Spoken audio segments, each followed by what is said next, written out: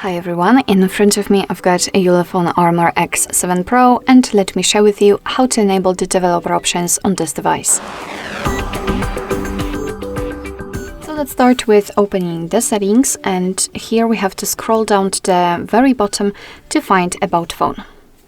Now let's localize a special number which is called build number, and as you can see it is at the very bottom of the list.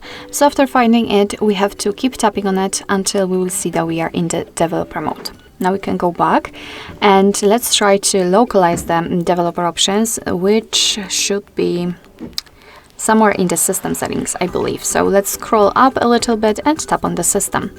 Now let's tap on the developer options, which are at the very bottom of the list. And here we've got plenty of advanced settings which we can customize. So for example, we can manage the theming, so we can theming, however it is spelled.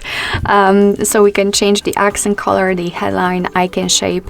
We can manage the bubbles. We can manage also the standby apps. We can don't keep activities of the apps.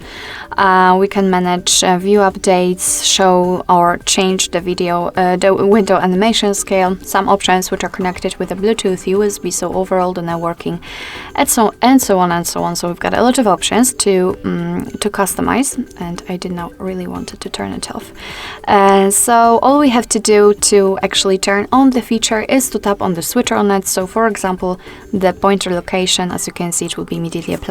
We can also turn it off the same way, and if you've got the options without the switcher, like for example here in the window animation scale, just tap on it to open more options. If you're done with customization of developer options, you can always turn them off just by tapping on the switcher on this bluish background which is pinned to the top.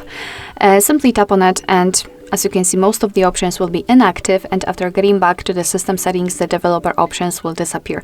But of course, no worries, you can customize them again. Just go back to the build number step and keep tapping.